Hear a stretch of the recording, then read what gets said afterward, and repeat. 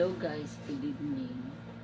Nagtatahi ako ng takip ng aking rice box.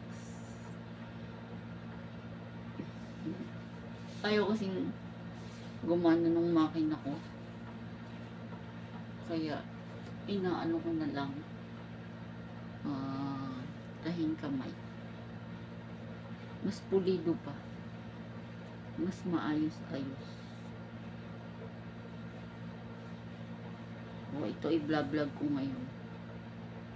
Pananahi.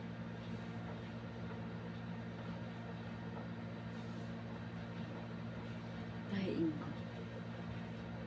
Siguro mga 3 minutes. Patsagaan kasi ang pananahi.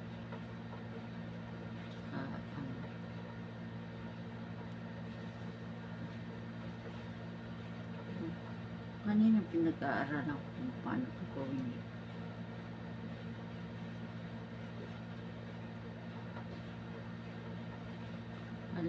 Alam niyo ba, share ko lang yung experience ko sa pananahi.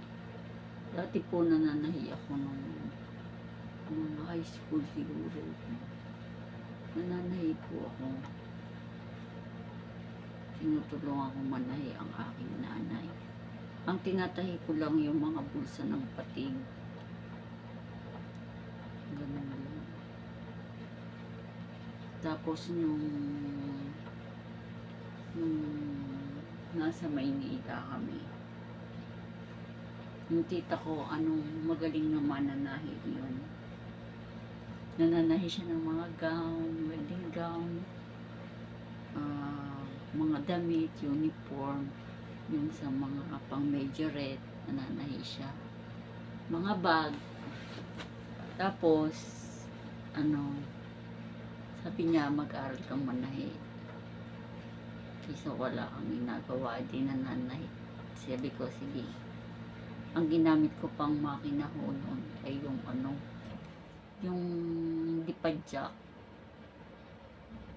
Kaya kaya kong manahi sa dipadjak na makina. Yung high speed parang hindi ko pa nasusubukan. Yung dipadjak, yun. Ang tinatahi namin, iba-iba tinatahi namin. Minsan yung sa mga cheering squad, yung mga yung mga ginagamit sa pag-cheering squad yun. Tinatahi namin. Tapos one time nanahi kami ng bag, di yun, sabi ng tita ko, sige tahiin mo yan. Ayun, tinahi ko yung bag. Maghapon ako nananahi ng bag. Maghapon ko siyang tinatahi. Tapos akalain mo nung di hapon na, hindi naman kasi tinignan ng tita ko, basta iminastra nga lang nung umaga di ba? Di yun, di tahi na ako ng tahi. Tinahi ko na yung mga bag. After nung matahi ko na yung mga bag, nung hapon, natapos ko na lahat. Siguro mga ilang pieces yung bag na yun. Ano pa lang yung pinagagawa, yung mga ilalim pa lang ng bag. Akalain mo ba naman lahat ng tinahi ko dun sa bag na yun, puro baliktad. Maghapon kong tinatahi, tapos nung gabi, tinatastas ko, tumutulo talaga yung luha ko habang tinatastas ko yung tinahi ko nung bag na yun. Sabi ko, Diyos ko po, parang hindi ko kaya yung sa pananahi. Hindi ko kaya sabi ko na sa sarili ko, parang hindi ako sa pananahi, kasi maghapon ko ninatahi, tapos nung gabi tinatastas ko naman.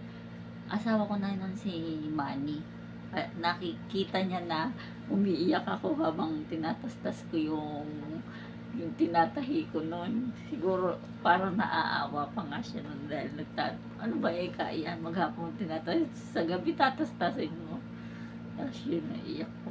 Yung experience ko sa pananahi, kaya ayaw ko nang manahi.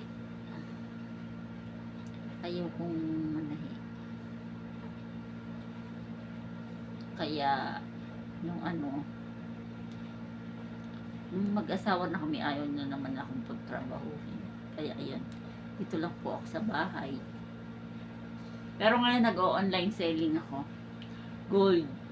At ngayon, nagko-content creator na rin po ako. Kaya suportahan niyo po yung aking napili sa buhay. Mas gusto kong alagaan yung mga anak ko. Tapos dati yung sinang. Yun. Matanda na rin kasi. Nagaga ako na rin. Kaya sa bahay lang po ako. Ngayon, nakakalabas-labas na ako. Susumba. Sumba. Thank you for watching.